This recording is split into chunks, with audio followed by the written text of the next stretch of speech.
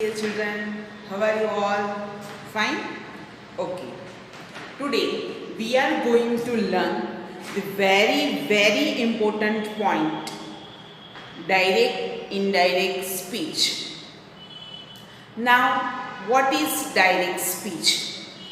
When two persons or more persons are talking with face to face, talking with one another, talking with each other, face to face, જ્યારે કોઈ પણ બે વ્યક્તિઓ સમસામે પ્રત્યક્ષ વાતચીત કરી રહ્યા હોય તે સંવાદને, તે વાતચીતને આપણે, તે કન્વર્ઝેશનને, તે ડાયલોગને આપણે ડાયરેક્ટ સ્પીચ એટલે કે પ્રત્યક્ષ વાતચીત, પ્રત્યક્ષ સંવાદ, પ્રત્યક્ષ કન્વર્ઝેશન આપણે એને કહી શકીએ. ખ્યાલ આવે છે બાળકો? ઘરની અંદર કદાચ ફાધર અને ડોટર, ફાધર અને સન કોઈક વિષય ઉપર ચર્ચા કરી રહ્યા હોય, વાતચીત કરી રહ્યા હોય કે દીકરા તો શું કરે છે? છોકરી કહે છે કે પપ્પા હું વાંચી લખી રહી છું. પપ્પા એને ફરીથી ક્વેશ્ચન કરે છે કે દીકરા તને શું ખૂબ જ ગમે છે, કયો વિષય તને વાંચવાનો પસંદ છે? તો દીકરી કહે છે કે મને મેથ્સ ખૂબ પસંદ છે કે અંગ્રેજી ખૂબ જ પસંદ છે. તો ત્યારે એના પિતાજી કહે છે કે ખૂબ સરસ, તને મેથ્સ પસંદ છે તો એની અંદર વધારે ને વધારે તારે દાખલાઓની પ્રેક્ટિસ કરવી જોઈએ. તો આવી રીતે કોઈ પણ પ્રકારની ચર્ચાઓ જે થાય છે કોઈ પણ વચ્ચે, પણ એ વાતચીત સામસામે હોવી જોઈએ. તો જ એને વાતચીત કરી શકીએ આપણે. તો એને આપણે ડાયરેક્ટ સ્પીચ કહીશું. તો આજે આપણે ડાયરેક્ટ ઇનડાયરેક્ટ સ્પીચ શીખવાના છીએ. પરીક્ષાના સંદર્ભમાં વાતો કરી રહીએ બાળકો તો સ્ટાન્ડર્ડ 9 to 12 ચારે ચાર ધોરણની અંદર ડાયરેક્ટ ઇનડાયરેક્ટ સ્પીચ પૂછાય છે. ક્વેશ્ચન પેપરની અંદર ડાયરેક્ટ સ્પીચનો એક પેરેગ્રાફ, 3 થી 5 લીટીનો એક પેરેગ્રાફ આપ્યો હોય, અલગ અલગ પ્રકારના વાક્યો એની અંદર હોય, બે વ્યક્તિઓ અથવા બેથી વધારે વ્યક્તિઓ એની અંદર કન્વર્ઝેશન કરી રહ્યા હોય અને આપણે શું કરવાનું છે? તો કે આપણે ત્રીજા વ્યક્તિ તરીકે એ બે જણની વાતચીતને વાંચવાની છે, સમજવાની છે અને આપણે આપણા શબ્દોમાં એનું વર્ણન કરવાનું છે. અને જ્યારે આપણે આપણા શબ્દોમાં એનું વર્ણન કરીએ છીએ ત્યારે એને indirect narration, indirect speech, indirect conversion, પરોક્ષ વાતચીત આપણે એને કહી શકીએ. તો આપણે એ વ્યાખ્યા જે છે એ અંગ્રેજી અને ગુજરાતીની અંદર લખી લઈએ, સમજી લઈએ. બરાબર છે બાળકો? વ્યાખ્યાને આપણે સમજવાનો પ્રયત્ન કરીએ તો what is direct speech? When two persons or more persons are talking with each other, face to face, with each other or with one another, face to face, it is called as direct speech. જ્યારે કોઈ પણ બે વ્યક્તિઓ કે બેથી વધારે વ્યક્તિઓ સામસામે ફેસ ટુ ફેસ વાતો કરી રહ્યા હોય ત્યારે આ વાતચીતને આપણે ડાયરેક્ટ સ્પીચ કહીશું. સી, અહીંયા બે વ્યક્તિઓ છે અથવા તો બે કરતાં વધારે વ્યક્તિઓ છે અને એકબીજાની સાથે વાતો કરી રહ્યા છે સામસામે, face to face. At that time we can call it direct speech. અને જ્યારે આપણે ડાયરેક્ટ સ્પીચમાંથી એ જે વાતચીત છે, એ જે સંવાદ છે, બરાબર, એ સંવાદને આપણે ત્રીજા વ્યક્તિ તરીકે એ વાતચીતને આપણે સાંભળીએ, સમજીએ અથવા તો ક્વેશ્ચન પેપરમાંથી એ પેરેગ્રાફને વાંચીએ, પ્રેક્ટિસ બુકમાંથી એ પેરેગ્રાફને વાંચીએ કે જે બે વ્યક્તિઓ સામસામે વાતો કરી રહ્યા છે કે બે કરતાં વધારે વ્યક્તિઓ સામસામે વાતો કરી રહ્યા છે અને એને આપણે સાંભળીને જ્યારે આપણા શબ્દોમાં વર્ણન કરીએ. ફોર એક્ઝામ્પલ, આપણા ઘરમાં બે વ્યક્તિઓ વાત કરી રહ્યા છે કે સ્કૂલની અંદર કોઈ પણ બે ફ્રેન્ડ વાત કરી રહ્યા છે અને આપણે એ વાતને સાંભળીએ છીએ. બરાબર કે એણે અને આમ પૂછ્યું ત્યારે તેણે તેને જવાબ આપ્યો અને આ વસ્તુ આપણે ચોથા સમક્ષ, અન્ય સમક્ષ, બીજાની સામે આપણે જ્યારે એને વર્ણન કરીએ છીએ ત્યારે એને ઇનડાયરેક્ટ સ્પીચ કહેવાય. When two or more persons are talking with each other or one another face to face, at that time or after some time, we or I as a third person ત્રીજા વ્યક્તિ તરીકે આપણે એ વાતને સાંભળીએ છીએ, listen or read that conversation and try to describe, try to narrate this conversation, this dialogue, this conversation, and try to narrate it in our own words, in my own words to another. At that time it can be called as indirect speech.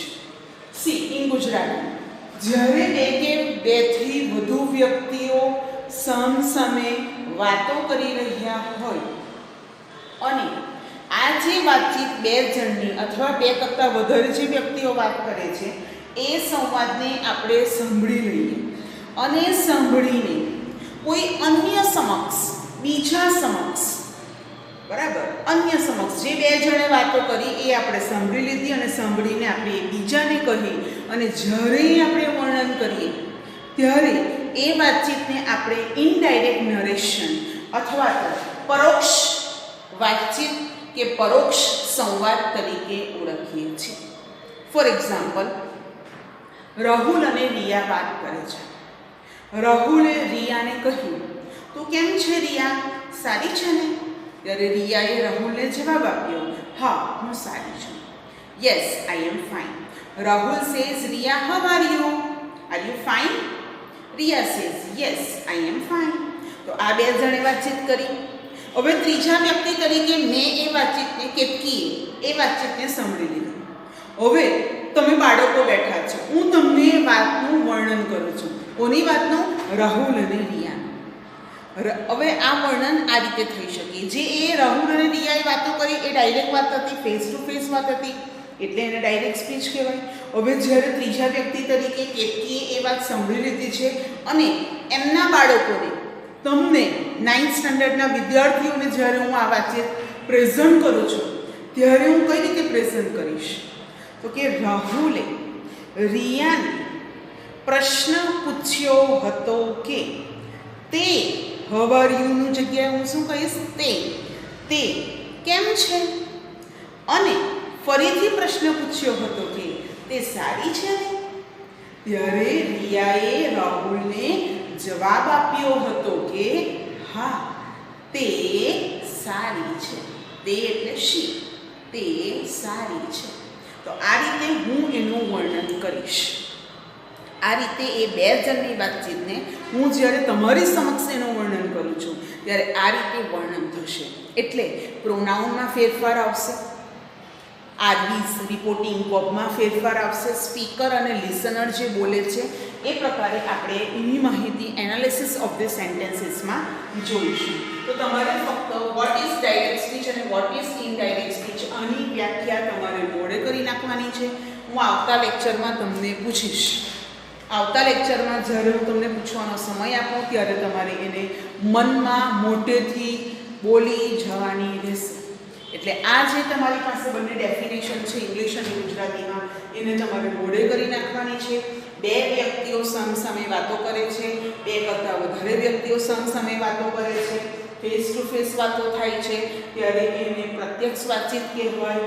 જ્યારે એ બે જણની વાતચીત છે અથવા બે કે વધારે લોકો જે વાતો કરી રહ્યા છે તેને ત્રીજા વ્યક્તિ તરીકે આપણે એ વાતને સાંભળી લીધી છે, સમજી લીધી છે અને જ્યારે આપણે એનું વર્ણન કોઈ અન્ય સમક્ષ કરીએ, બરાબર, અન્ય સમક્ષ એનું વર્ણન કરીએ અને આપણે આપણા શબ્દોનો પ્રયોગ કરીએ, ફેરફાર કરી નાખીએ, ઓરિજિનલ શબ્દોની જગ્યાએ આપણા અન્ય શબ્દો ઉમેરીએ ત્યારે એને ઇનડાયરેક્ટ સ્પીચ અથવા તો પરોક્ષ સંવાદ કે વાતચીત આપણે એને કહી શકીએ છીએ. તો આ તમારે નોંધ કરી લેવાનું રહેશે.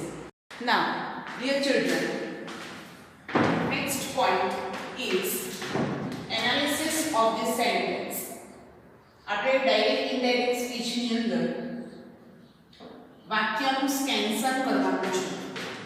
વાક્યનું સ્કેન્સન કરતા પહેલા એવું આપણે જોઈ લઈએ કે સ્પીચ, તો સ્પીચને જ કન્વર્ઝેશન કહેવાય, કન્વર્ઝેશનને જ નેરેશન પણ કહી શકીએ. એટલે તમારી પાસે જે સ્પીચ શબ્દ છે તો એને આપણે બે ત્રણ શબ્દ તરીકે પણ ઓળખી શકીએ છીએ. કન્વર્ઝેશન, નરેશન અને ડાયલોગ. બરાબર? તો કોઈ પણ જગ્યાએ તમારે પૂછવાની જરૂર નથી.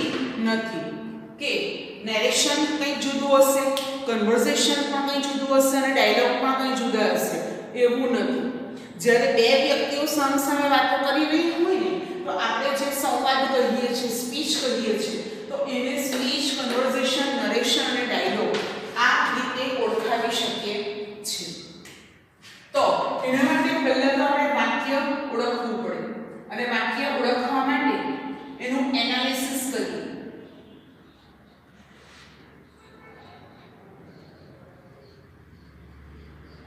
Analysis of sentence. બરાબર, સેન્ટેન્સ નું આપણે એનાલિસિસ કરીએ તો આ રીતે વાક્ય હોય: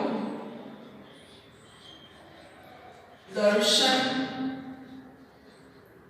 said to Dolly,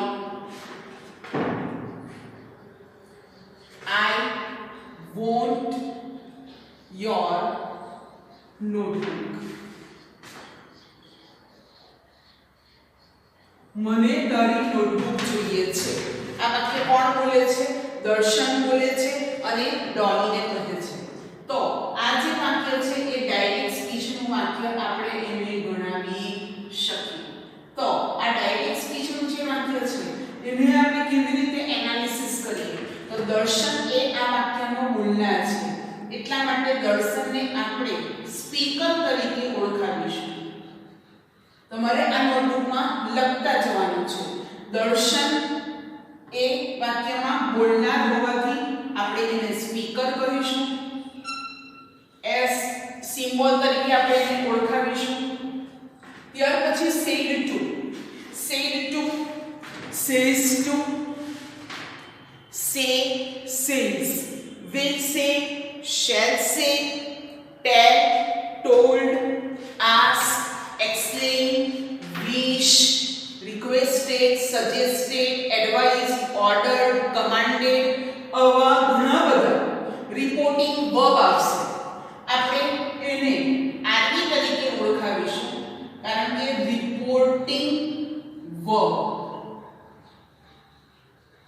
ક્રિયાપદ. તો આર અને વી એટલા માટે આપણે એને આરવી કહીશું. ત્યાર પછી આપણી પાસે એક શબ્દ છે ડોલી. ડોલી એ દર્શન જે વાક્ય બોલે છે એને સાંભળે છે એટલે સાંભળનાર કહી શકાય. તો આપણે એને લિસનર તરીકે ઓળખાવીશું. લિસનર. ખ્યાલ આવ્યો બાળકો? તો આપણે એને એલ કહીશું. આઈ વોન્ટ યોર નોટબુક. મને તારી નોટબુક જોઈએ છે. તો આ વાક્ય કોણ બોલે છે? દર્શન બોલે છે. કોને કહે છે? ડોલીને કહે છે. તો દર્શન બોલનાર એટલે કે સ્પીકર, ડોલી સાંભળનાર એટલે કે લિસનર, અને આ બંનેની વચ્ચે જે ક્રિયાપદ આપેલું છે એને રિપોર્ટિંગ વર્બ કહેવામાં આવે છે કારણ કે આ રિપોર્ટેડ સ્પીચ પણ છે. બરાબર બાળકો? અને આપણે બીજું નામ શું આપી શકીએ? તો કે રિપોર્ટેડ સ્પીચ.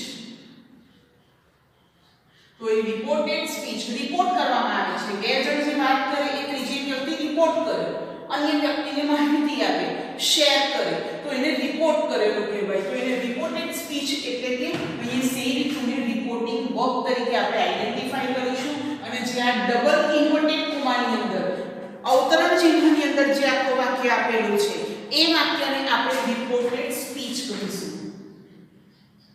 એટલે આ વસ્તુ તમારે બરાબર મોઢે રાખવાની છે કારણ કે હવે પછીના જેટલા નિયમો આવશે એ આ સેન્ટેન્સના એનાલિસિસ પ્રમાણે જશે. તો રિપોર્ટેડ સ્પીચ, રિપોર્ટેડ આર, સ્પીચમાંથી એસ આર એસ. તો આર એસ તરીકે આપણે એને ઓળખાવીશું. હવે જ્યારે આપણે એને ઇનડાયરેક્ટ સ્પીચમાં એને ટ્રાન્સફોર્મ કરીએ તો એના નિયમો આપણે લર્ન કરવાના છે. તો એના નિયમો લર્ન કરવા માટે એક ખાલી એક્ઝામ્પલ આપણે જોઈ લીધું. હવે એ એક્ઝામ્પલને આપણે ઇનડાયરેક્ટની અંદર આપણે ફેરવવાનું છે. ત્યારે કદાચ તમને અત્યારે ફેરવતા નહીં આવડશે પણ માત્ર ને માત્ર આપણે આ શબ્દને શું કહેવાય, તે શબ્દને શું કહેવાય એ જ માત્ર આપણે ઓળખવાનું છે. તો અહીંયા દર્શન બોલનાર છે એટલે આપણે દર્શન લખીશું. દર્શન, ટોલ્ડ, ડોલી. કોઈ પણ વ્યક્તિનું નામ આગળ હોય કે પાછળ હોય કેપિટલમાં જ આવે. કોઈ પણ નામ હોય એ કેપિટલમાં જ આવશે. બે વાક્યને જોડતો શબ્દ છે ધેટ. I જે છે એ બોલનાર છે એટલે બોલનાર દર્શન હોવાને લીધે he said to એ ભૂતકાળ અહીં સૂચવે છે એટલા માટે અંદર rs માં પણ ચેન્જ કરશું એટલે want નું આપણે wanted કરશું your એટલે તારી તારી એટલે સાંભળનારની સાંભળનાર છોકરી છે એટલે અહીંયા her આવશે નોટબુક નોટબુક રહેશે ઇન્વર્ટેડ કોમા નીકળી જશે તો આ વાક્યને આપણે કઈ રીતે ઓળખાવી શકીએ માત્ર અત્યારે ઓળખવાનું મહત્વ છે આ કેવી રીતે ચેન્જ થયું એના ચોક્કસ નિયમો છે એ આપણે શીખીશું ફરીથી અહીંયા સ્પીકર એટલે s આ આરબી તરીકે આપણે એને કહીશું લિસનર લિસનર નો l જેને અહીંયા આપણે સાંભળનાર કહી શકીએ બંને વાક્યમાં બોલનાર સાંભળનાર તો સરખા જ હોવાના હવે અહીંયા જે મુખ્ય છે ને તે આ છે અને એને આપણે ઓળખાવીશું કંજક્શન તરીકે કંજક્શન અથવા કનેક્ટર પણ આપણે એને કહી શકીએ અને જે આ વાક્ય આપણે ચેન્જ કર્યું છે એને આપણે રિપોર્ટેડ સ્પીચ એટલે કે RS તરીકે ઓળખાવી શકીએ નાઉ આ રીતે જો આપણે એનાલિસિસ કરી લઈએ સમજી લઈએ લર્ન કરી લઈએ તો આપણને અહીંયા તકલીફ પડશે નહીં અને આગળના જે હવે પછીના રૂલ્સ છે એ આપણને જોવાની મજા આવશે ફરીથી સ્પીકર જે બોલનાર હોય એને સ્પીકર કહેવાશે અને s સિમ્બોલ આપશું સેડ ટુ બોલનાર અને સાંભળનારની વચ્ચે જે આપેલું છે એ રિપોર્ટિંગ વર્બ છે અહીંયા રિપોર્ટિંગ વર્બ બદલાયા કરશે તો અહીંયા એને આરટી તરીકે આપણે આઈડેન્ટિફાઈ કરીશું ડોલી લિસનર હોવાને લીધે આપણે એને એલ સાંભળનાર તરીકે આઈડેન્ટિફાઈ કરશું આઈ વોન્ટ યોર નોટબુક ને આપણે આરએસ બનાવીશું તો આ રીતે બાળકો આપણે ધ્યાનપૂર્વક માહિતી લેવાની રહેશે અને ઇનડાયરેક્ટ જ્યારે બનાવીએ ત્યારે આની અંદર એક મુખ્ય શબ્દ એડ થશે અને એ છે કંજક્શન્સ બે વાક્યોને આપણે જોવા માટે બે ક્લોઝને આપણે જોઈન કરવા માટે જે શબ્દ આપણને યુઝ થશે એને આપણે કંજક્શન તરીકે આઈડેન્ટિફાઈ કરીશું બાળકો ધ્યાન રહેશે હવે ખ્યાલ રહેશે ત્યાર પછી આપણે જોઈ લઈએ તો વાક્યોના પ્રકારો આપણે જોવાના છે તો ડાયરેક્ટ ઇનડાયરેક્ટ સ્પીચ ભણીએ ને તો તે પહેલા કેટલા પ્રકારના વાક્યો આપણી પાસે હોઈ શકે તો જોઈ લઈએ ટાઇપ્સ ઓફ સેન્ટેન્સીસ ટાઇપ્સ અથવા કાઇન્ડ્સ of sentences વાક્યોના પ્રકારો વાક્ય સાના જે આપણે જોવાના છે direct indirect speech direct indirect સ્પીચના જે પ્રકારો છે એનું લિસ્ટ કંઈક આ પ્રમાણે છે એટલે ધ્યાનથી આપણે લખતા જઈશું 6 પ્રકારના વાક્યો આવશે ફર્સ્ટ ઇઝ assertive sentence એટલે વિધાન વાક્યો એટલે પેલા ફૂલ સ્ટોપ વાળા જે સાદા વાક્યો આવે એને આપણે assertive sentence કહી શકીએ ત્યાર પછી આપણે સેકન્ડ નંબર ઉપર જોઈએ તો interrogative sentence દરેક શબ્દોની સ્પેલિંગ તમારે મોડે કરતા જવાની છે ભલે તમને આવડતી હોય interrogative sentence ને આપણે અહીંયા પ્રશ્નાર્થ વાક્ય તરીકે ઓળખાવીશું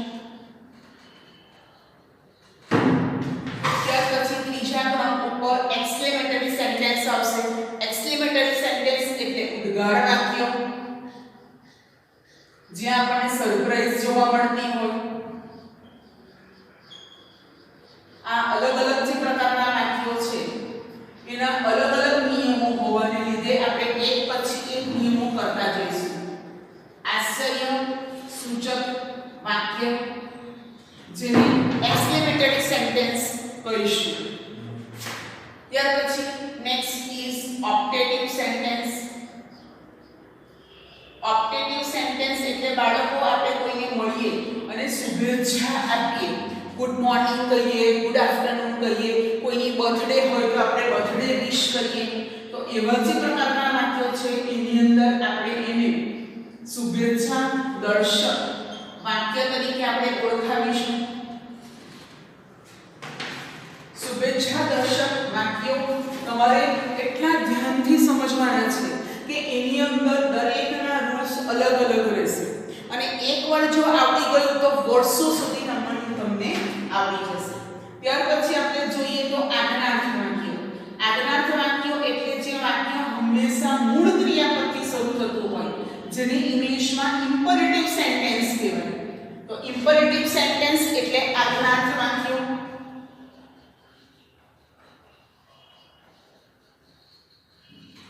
જેની અંદર આજ્ઞા કરવામાં આવી હોય. ત્યાર પછીનો આપણે જે પ્રકાર જોઈ લઈએ છીએ અને એ લાસ્ટ છે પ્રપોઝલ સેન્ટેન્સીસ. પ્રપોઝલ સેન્ટેન્સીસ એટલે દરખાસ્ત સૂચવતા વાક્યો, જેની અંદર ઓફિશિયલી કોઈ દરખાસ્ત કરવામાં આવેલી હોય અને કોઈ મંજૂરી આપણે કોઈની પાસે લેવાની હોય ત્યારે દરખાસ્ત સૂચક વાક્ય આપણે એને ઓળખી શકીએ. તો બાળકો આ ખૂબ જ તમારે ધ્યાનપૂર્વક જોઈ લેવાનું રહેશે. ડાયરેક્ટમાંથી ઇનડાયરેક્ટ જ્યારે આપણે ફેરવીએ ત્યારે કેમ બાળકો અહીંયા ખ્યાલ આવે આઈ નોટ યોર નોટબુક, તો એ ફૂલ સ્ટોપ આપેલું છે. તો આ વાક્યને વિધાન વાક્ય કહેવાશે. તો વિધાન વાક્યને અંગ્રેજીમાં અસર્ટિવ સેન્ટેન્સ કહેવાય. તમારે સ્પેલિંગ સાથે દરેક લર્ન કરી લેવાના રહેશે.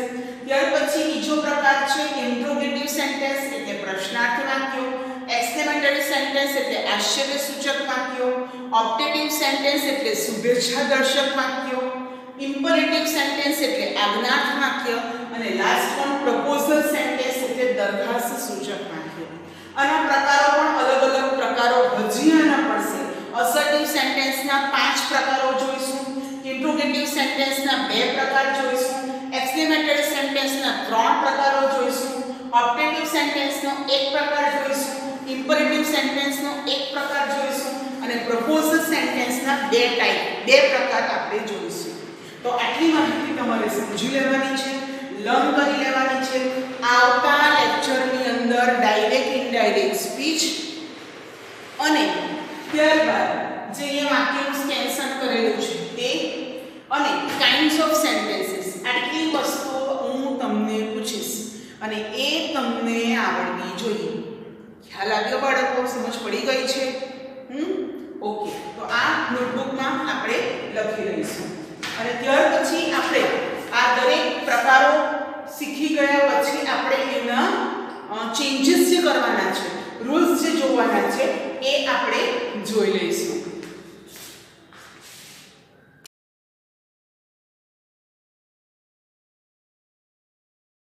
We can see the changes, rules of reporting work.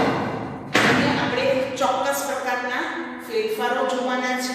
પહેલા ફેરફારો શામાં જોઈશું? તો કે નિયમોની અંદર. કયા પ્રકારના નિયમોમાં ચેન્જીસ જોવાના છે? તો કે રિપોર્ટિંગ વર્ક એટલે કે આરબી ના નિયમો જોઈશું. ડાયરેક્ટ સ્પીચમાં આરબી હોય, કયા પ્રકારના આરબી હોય, તો ઇનડાયરેક્ટમાં એનું શું થાય, કઈ રીતે ચેન્જ થાય, તો એના આપણે નિયમો જોઈ લઈએ. ત્યાર પછી પ્રોનાઉન એટલે સર્વનામ.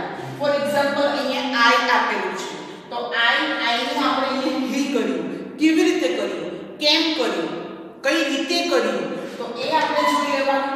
યોર તો એ પણ સર્વનામ ગણાશે, તો એનું હર થયું, તો એ પણ કેવી રીતે થયું, તો અલગ અલગ પ્રકારની આપણે વિભક્તિ જોવાની છે. સંબંધક વિભક્તિ, કર્તા અને કર્મ, આ 3 પ્રકારની વિભક્તિ આપણે જોઈશું. તો એ પ્રોનાઉન થશે. ત્યાર પછી નિયમોમાં કયામાં ફેરફારો આવશે? તો કે કન્જક્શનની અંદર. તો કે આ દરેક પ્રકારના અલગ અલગ પ્રકારના કન્જક્શન આવશે. વિધાન વાક્ય છે તો કન્જક્શન ધેટ આવશે. ઇન્ટ્રોગેટિવ છે તો એની અંદર પણ કન્જક્શન્સ અલગ અલગ પ્રકારે આપણને જોવા મળશે. બંને પ્રકારના કન્જક્શન જુદા જુદા રહેશે. એ રીતે દરેકના કન્જક્શન્સ આપણે જોઈ લઈશું.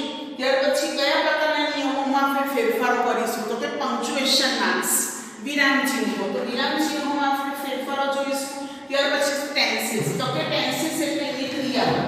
બરાબર? તો વાક્યની અંદર આરએસ ની અંદર ઇન્વર્ટેડ કોમાની અંદર જે વાક્ય આપેલું છે એનો કાળ કઈ રીતે બદલવો, શા માટે બદલવો, તો એ આપણે ટેન્સીસના નિયમોની અંદર જોઈ લઈશું. અને ત્યાર પછી નિયરેસ્ટ વર્ડ્સ એટલે ટુડે, ટુમોરો, યસ્ટરડે, આવા જે નિયરેસ્ટ વર્ડ નજીકતા સૂચક શબ્દો જે છે એ બધા આપણે અહીંયા ચેન્જ કરીશું. હિયર નું ધેર, ધીસ નું ધેટ, બરાબર, નાઉ નું ધેન. તો એ કઈ રીતે ચેન્જ થાય તો એ નિયમો આપણે બોર્ડ ઉપર લખી લઈએ, સમજી લઈએ અને એ ચેન્જીસ જોયા પછી જ આપણે આ પ્રકારના વાક્યો ઉપર આવીશું. ખ્યાલ આવ્યો બાળકો? તો તમારે આ નોટ નોટ ડાઉન કરી લેવાનું છે અને એક વસ્તુ ડેલી મોડે કરી જ નાખવાની રહેશે. મોડે કરશો તો જ તમને ફાયદો થશે. See the students, direct indirect speech changes at a glance. ફેરફારો એક નજરે.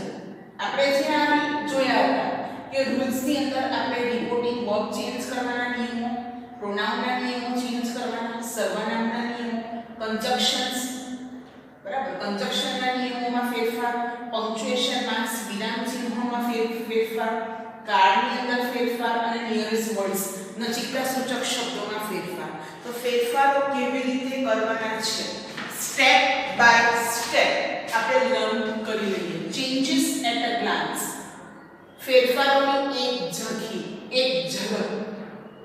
Rules of reporting verb, rules of reporting verb, reporting verb ની અંદર માહિતી મેં તમને આપેલી. આગળ એનાલિસિસ ઓફ સેન્ટેન્સીસમાં જોઈ લો. રિપોર્ટિંગ વર્બ ડાયરેક્ટ સ્પીચમાં અને ઇનડાયરેક્ટ સ્પીચમાં કેવા કેવા હોઈ શકે. તો આપણે સેડ ટુ નું ટોલ્ડ કરેલું. તો એ જે સેડ ટુ છે એ રિપોર્ટિંગ વર્બ છે. તો આપણી પાસે 6 પ્રકારના વાક્યો આવશે. એ બધાની અંદર ડાયરેક્ટની અંદર કેવા કેવા રિપોર્ટિંગ વર્બ્સ હોય તો એને આપણે ઇનડાયરેક્ટમાં કેવી રીતે ચેન્જ કરી શકીએ. How to change reporting verb from direct speech into indirect speech. Sit and listen and write. આટલા માટે બોર્ડ મેં ભરી નથી દીધું બાળકો કે તમે પણ મારી સાથે લખતા જાઓ. હું જેમ જેમ સ્ટેપ બાય સ્ટેપ લખું છું એ રીતે તમે લખતા જાઓ. 1 time writing is equal to 10 time reading. That's why writing must be important. So direct speech ની અંદર બોલનાર અને સાંભળનારની વચ્ચે રિપોર્ટિંગ વર્બ આવે. બોલનાર અને સાંભળનાર, સ્પીકર એન્ડ લિસનરની મીડિયમમાં, મિડલમાં, વચ્ચે, બિટવીન રિપોર્ટિંગ વર્બ આવે. અને રિપોર્ટિંગ વર્બ કેવા હોય તો અહીંયા જે ડાયરેક્ટ સ્પીચમાં આવશે એ આ પ્રકારના હશે. અને પછી આપણે ચેન્જ કરીને શું કરવાનું છે તો એ આપણે જોઈ લઈએ. બાળકો રૂલ્સ અત્યારે કદાચ તમને સમજતા વાર લાગે તો ચિંતા નહીં કરતા. એ રૂલ્સ તમને બરાબર પાકા ક્યારે થશે તમે જ્યારે એને એક્ઝામ્પલની અંદર ઇમ્પ્લિમેન્ટ કરશો ત્યારે.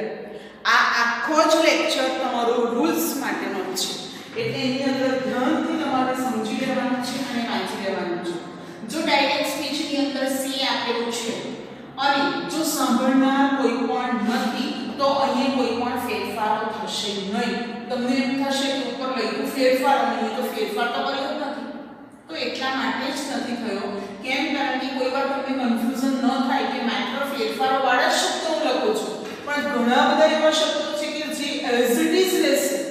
તો એ જ્યારે તમારી સમક્ષ આવશે ત્યારે તમને કોઈ પણ તમે ક્રિટિકલ કન્ડિશનમાં ન મુકાવ એટલા માટે અહીં લખેલું છે. જો વાક્યની અંદર કોઈ પણ સાંભળનાર જ નથી, એકલો વ્યક્તિ બોલ્યા કરે છે તો સેનું સેજ રહેશે. એ જ રીતે સેઝ જો આપેલું છે તમને તો સેઝમાં પણ સેમ એવું છે કે જો અહીં લિસનર નથી, જો સાંભળનાર ન હોય ત્યારે શું તો કે ત્યારે સેઝનું આપણે સેઝ જ રહેવા દઈશું. એ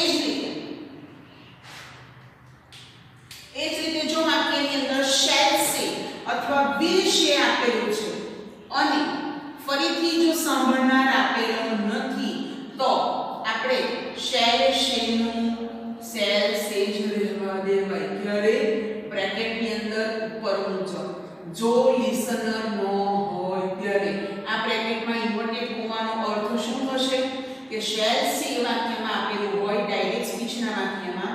ડાયરેક્ટ સ્પીચ એટલે આપણે ડીએસ પણ કહી શકીએ, ઇનડાયરેક્ટ સ્પીચ એટલે આઈએસ પણ કહી શકીએ. ડીએસ માં જ્યારે શેલ સે આપેલું છે પણ સાંભળનાર કોઈ નથી, લિસનર કોઈ નથી તો આપણે શેલ સે લખીશું. ત્યાર પછી આપણે નેક્સ્ટ જોઈએ તો વાક્યમાં જ્યારે વિલ સે આપેલું હોય, વિલ સે ત્યારે પણ સેમ કન્ડિશન. જો વાક્યમાં સાંભળનાર નથી તો આપણે વિલ સે નું વિલ સે જ રહેવા દઈશું. એટલે અહીંયા સુધી આપણે કોઈ પણ ફેરફારો કર્યા નથી. હવે મુખ્ય ફેરફારો તમારા તમને જોવા મળશે. જોઈ લઈએ તો હવે સાંભળનાર આવશે. તો સે ટુ આપેલું હોય હવે સાંભળનાર આપેલા હશે ત્યારે સે ટુ નું આપણે ટેલ કરશું. ટુ આપેલું છે ને એટલે સાંભળનાર છે, લિસનર છે. Listener is okay. લિસનર આપેલો છે. અહીંયા હવે બધામાં લિસનર હશે એટલે હવે આપણે એનો ઉલ્લેખ કરીશું નહીં. એમ કારણ કે ટુ પણ આપેલું છે કે ટુ આપેલું છે મીન્સ કે લિસનર આપેલું છે. અને ત્યારે સે ટુ આપ્યું હોય તો ટુ કાઢી નાખવાનું. માત્ર અહીંયા સે ટુ નું ચેન્જ ટેલ થશે. એ જ રીતે અહીંયા નેક્સ્ટ વર્ડ સેઝ ટુ. તો સેઝ ટુ નું જે ચેન્જ છે એ ટેલ્સ થશે. બરાબર. આ લિસનર આપેલો હોય ત્યારે લિસનર અહીંયા આપેલો છે એટલા. બરાબર.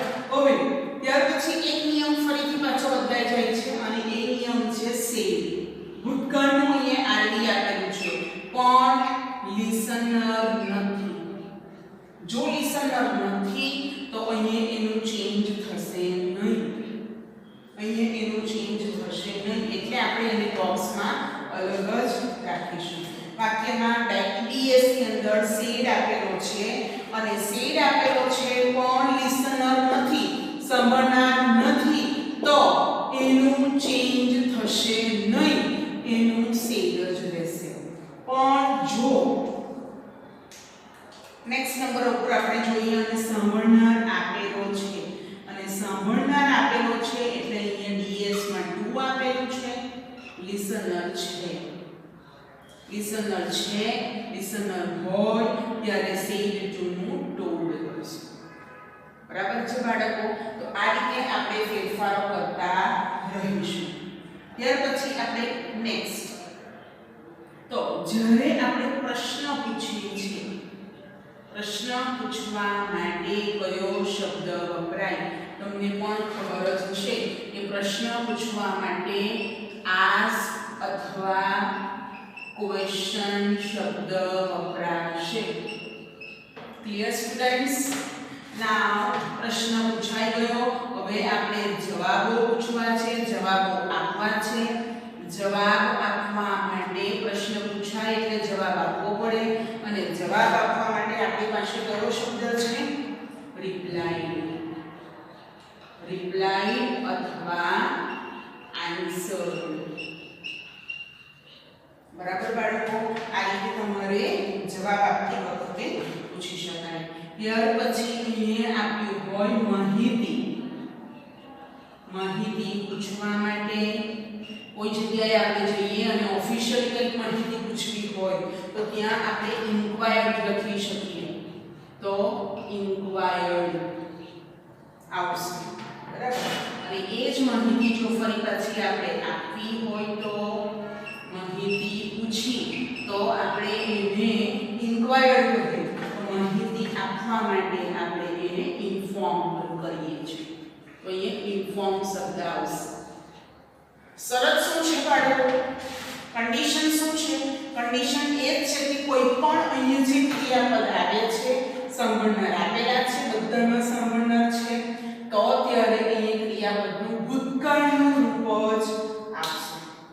એ વસ્તુ તમારે ધ્યાનમાં રાખવાની રહેશે. બરાબર. ફરીથી આ જ નિયમોને આપણે કન્ટિન્યુ કરીએ. તો ડાયરેક્ટ સ્પીચની અંદર પણ થોડા શબ્દો છે એનું ચેન્જ. ઇનડાયરેક્ટ ની અંદર શું થશે? અત્યારે આપણે પ્રથમ આ જે પ્રકાર છે એ નિયમ આપણે શીખી રહ્યા છે એ વસ્તુ આપણે ધ્યાનમાં રાખીશું. ત્યારબાદ વિનંતી કરવી છે. તો વિનંતી કરવા માટે આપણે ઇનડાયરેક્ટ સ્પીચની અંદર રિક્વેસ્ટેડ શબ્દ લખીશું.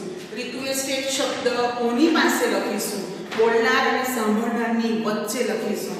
આજે બધા જે જવાબો આપણે લખ્યા, આજે બધા આરવીઝ છે એ આપણે બોલનાર અને સાંભળનારની વચ્ચે જ લખીશું. તો અહીંયા રિક્વેસ્ટેડ થશે.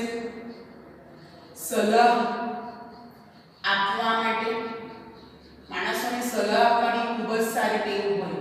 હા, એ પોતે અમલ કરે કે નહીં કરે સેકન્ડરી. બરાબર. સલાહ આપવી સરળ, સલાહને અમલમાં મૂકવી થોડી અઘરી પડે કોઈ વાર. તો સલાહ આપવા માટે એડવાઇઝડ.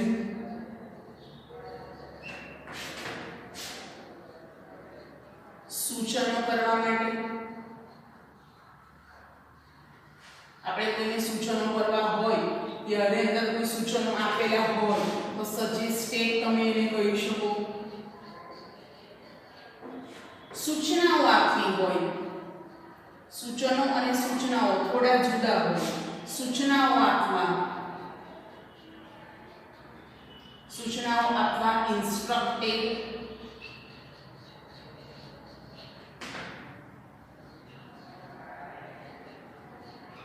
શુભેચ્છા પાઠવવા માટે,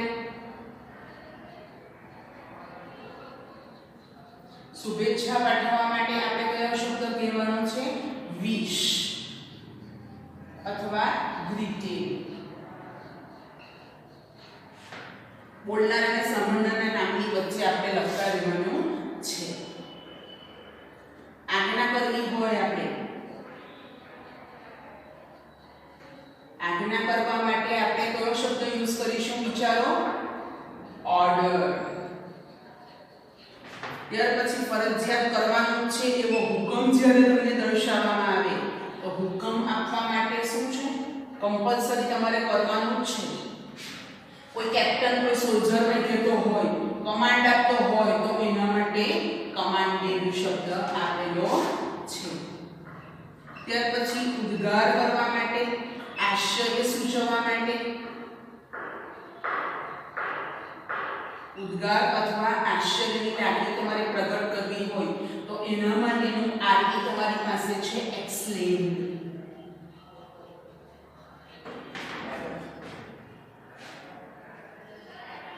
અહીંયા એક્સપ્લેન્ડ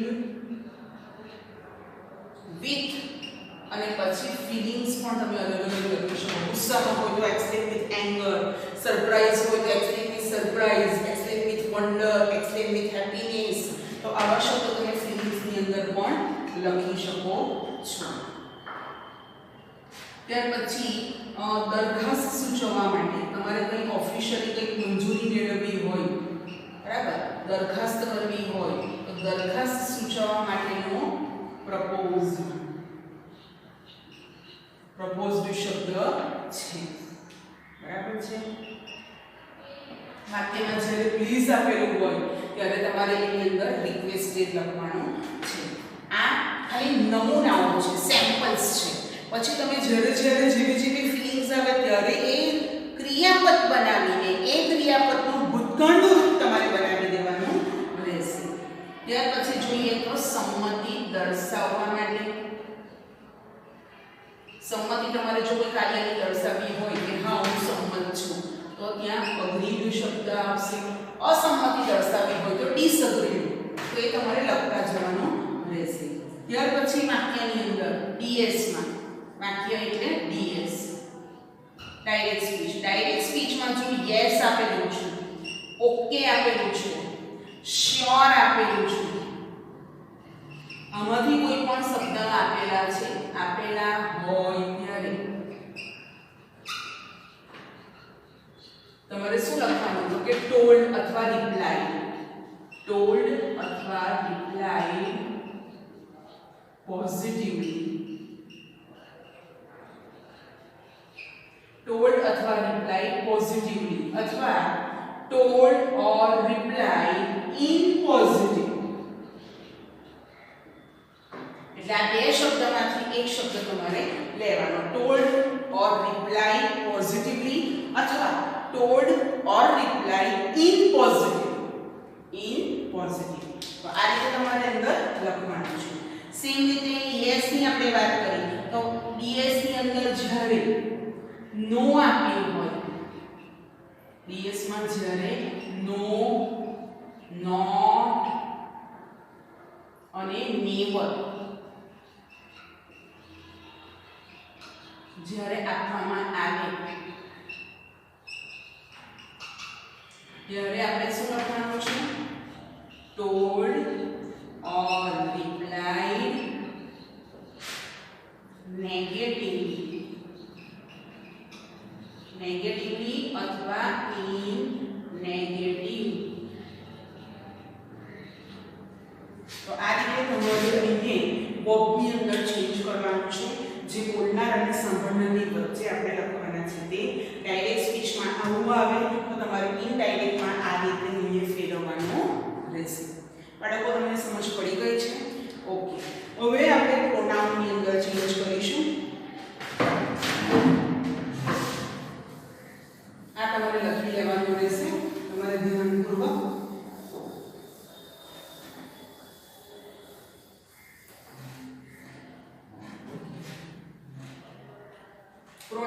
ફેરફારો કઈ રીતે કરી શકાય એને આપણે જોઈ લઈએ, સમજી લઈએ. બાળકો હું આ થોડો વિડિયો શોર્ટ પણ બનાવી શકી હોત, બરાબર, કે બોર્ડ ભરીને તમને ખાલી સમજાવી શકી હોત, પણ હું એવું નથી કરતી. હું લખતી જાઉં છું અને તમને પણ લખવાનું કહું છું. આ વખતે હું ઘણી જ લઉં છું. એનું કારણ એક જ છે, તમે પણ લખતા જાઓ. પછી લખીશ એવું તમે વિચારશો નહીં. બરાબર છે બાળકો? તો સેકન્ડ આપણે જોઈશું રૂલ્સ ઓફ પ્રોનાઉન. પ્રોનાઉન એટલે અહીંયા આપણે એને કહી શકીએ સર્વનામ. સર્વનામોની અંદર આપણે ત્રણ વિભક્તિ જોવાની છે. કર્તા વિભક્તિ,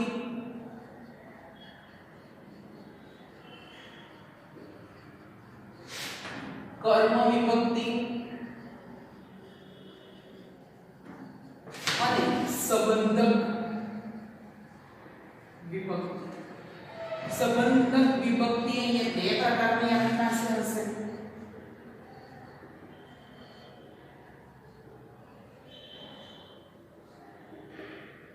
કર્તા વિભક્તિમાં પહેલા આઈ જોઈશું.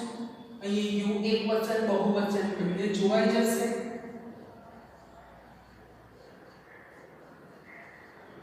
આ રીતે તમારે ટેબલ એક કમ્પ્લીટ કરવાનું રહેશે.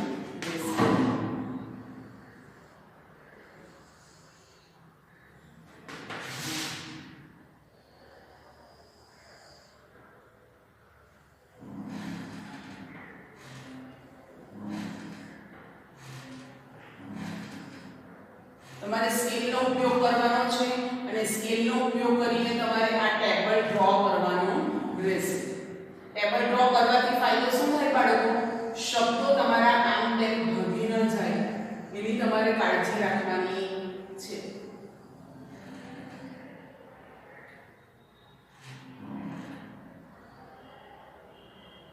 બરાબર. કર્મ વિભક્તિની અંદર શું આવશે? તો કે મી, us, you, he, her, it અને them. ત્યાર પછી સંબંધક વિભક્તિની અંદર શું આવશે? I, me, my, mine, we, us, our, ours, you, your, yours, he, him, his, she, her, hers, it, its, apostrophe નહીં આવશે નહીં. they, them, their અને theirs. તો આ રીતે તમારે ધ્યાન રાખવાનું છે અને રૂલ્સ ઓફ પ્રોનાઉન તમારે આ રીતે સમજવાના રહેશે.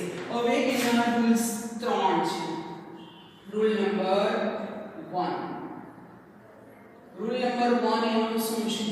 રૂલ નંબર 1 આ પ્રમાણે છે, તમારે લખતા જવાનું છે. જો રિપોર્ટેડ સ્પીચમાં RS માં શું હોય? રિપોર્ટેડ સ્પીચમાં અથવા તો RS ની અંદર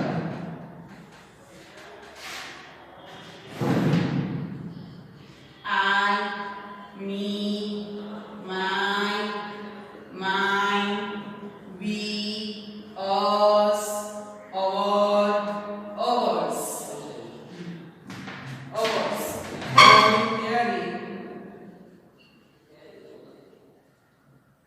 IS માં બોલનાર પ્રમાણે ફેરફારો કરવા. For example analysis of sentences ની અંદર તમને કરાવેલું કે આઈ વોન્ટ યોર નોટબુક, તો વાક્યમાં IS માં RS ની અંદર DS માં I આપેલું છે. ડાયરેક્ટ સ્પીચ નું વાક્ય છે, ઇન્વર્ટેડ કોમા આપેલું છે. I want your notebook, I આપેલું છે.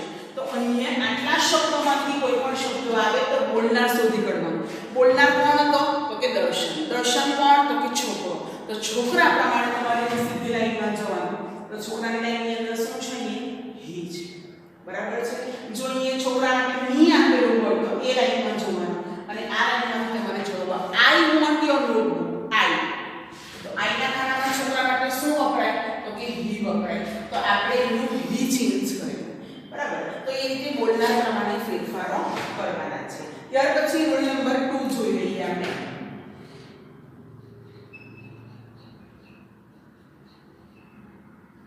Rule number 2.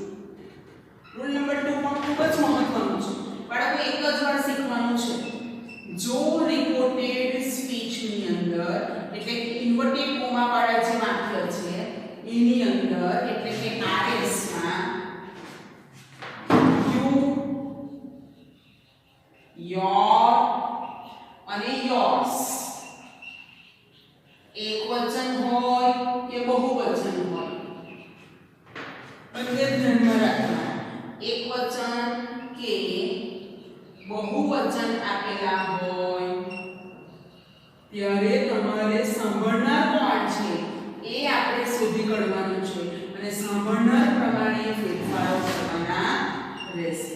એટલે સાંભળનાર પણ ખૂબ જ મુખ્ય છે RS ને માટે. સાંભળનાર according to listener you have to change. જેટલા પ્રકારો આપણે અંદર ચેન્જ કરવા હોય તો થાય. ઉપરના વાક્યમાં આપણે જોયું એનાલિસિસમાં કે Darshan says to Dolly I want your notebook. તો યોર આપેલું છે. RS માં યુ, યોર અને યોર્સ આ ત્રણમાંથી એક શબ્દ કોઈ પણ આપેલો હોય ત્યારે તમારે જોવાનું કે સાંભળનાર કોણ છે અને સાંભળનાર પ્રમાણે ફેરફાર કરવાના. યોર નોટબુક, તારી નોટબુક. તો તારી નોટબુક વાક્યમાં સાંભળનાર કોણ છે? ડોલી. તો ડોલીએ યોર નોટબુક લખેલું હતું. તો યોર માટે છોકરી માટે શું વપરાય? તો હર. એ જ લાઈનમાં તમારે જોવાનું એટલે તમને મળી જાય શબ્દ તો હર. બરાબર. મને બધા છોકરાઓની નોટ જોઈતી હોય. ટીચર સે to the students I want to check your notebooks. બહુવચન. તો યોર માં અહીંયા મેં ઘણા બધાને કહ્યું તો એ શું આવશે? There notebook. ખ્યાલ આવે બાળકો? સમજ પડે? હા. એટલે જો તમને ખ્યાલ ક્યારે વધારે કમ્પ્લીટ થશે તમે જ્યારે એક્ઝામ્પલ વધારે ને વધારે જોશો અને પ્રોનાઉનમાં જ્યારે આપણે ફેરફારો કરીશું ત્યારે તમને આ બધું સમજ પડશે. અત્યારે તમારે નિયમો લર્ન, મેમોરાઇઝ મોડે કરતા જવાના રહેશે. તો આ બે નિયમો અંદર છે. ત્યાર પછી આના માટેનો ત્રીજો એક નિયમ છે. Rule number 3.